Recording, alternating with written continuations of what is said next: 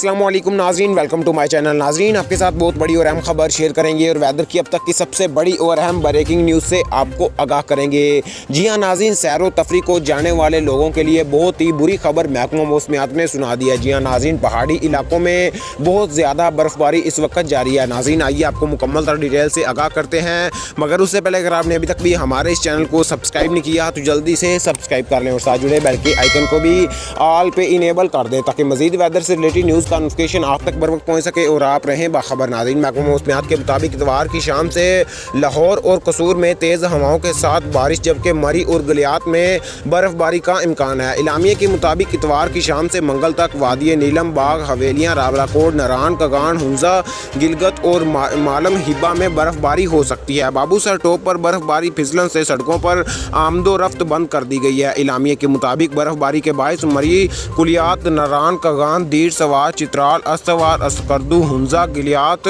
नीलम, वादी, बाग और हवेली के अजला में सड़कें बंद हो चुकी हैं।